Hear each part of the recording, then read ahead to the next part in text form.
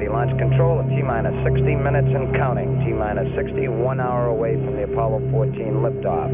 All aspects of the countdown still proceeding very satisfactorily at this time, and in fact a number of events with some 10 or 15 minutes ahead of the assigned work in the countdown manuals.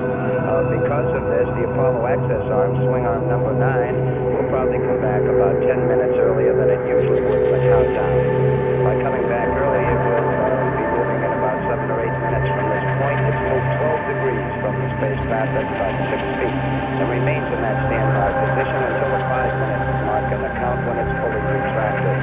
A short while ago, astronaut Alan Shepard was told by the spacecraft test conductor Skip Chauvin that things were going very well and that we were ahead on the count. Alan at that point said, thanked him for the information and said, "How's the weather out there?" The reply came back that there is some cover, but it looks pretty fair. Actually, the clouds we have in the area at the present time have a base of about 3,000 feet and extend up to 8,000 feet, with some getting as high as 12,000 feet. This does not appear to be any constraint to a launch attempt as far as the cloud cover is concerned at this time. That's our status. The countdown's still running smoothly. We're go on Apollo 14, T-minus 58 minutes, 33 seconds and counting. This is Kennedy Launch Control.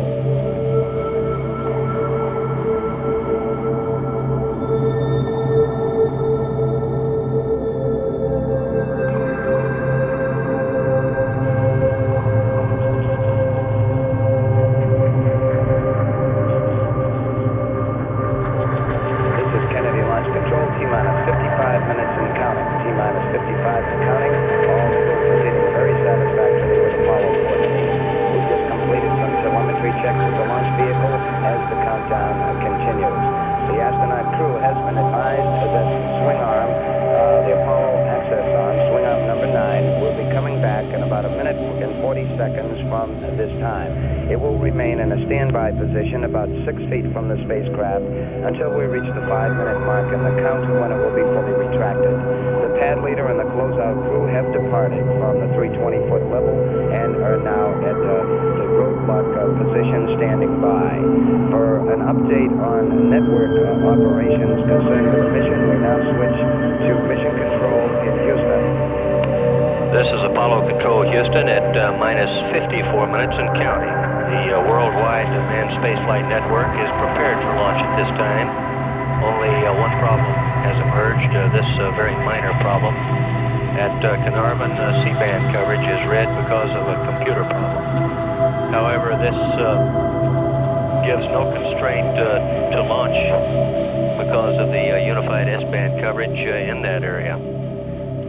Weather conditions along the ground track across the Atlantic are expected to be satisfactory, as has been reported, with one area of high winds and seas midway between Florida and Bermuda.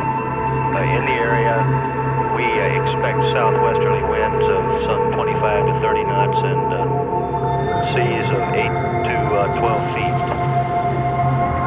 Here in Mission Control, except for a few more people than we see in simulations, it's much the same. A quiet calmness best describes the mood of the control center as the Houston Flight Control team monitors the final countdown now in progress.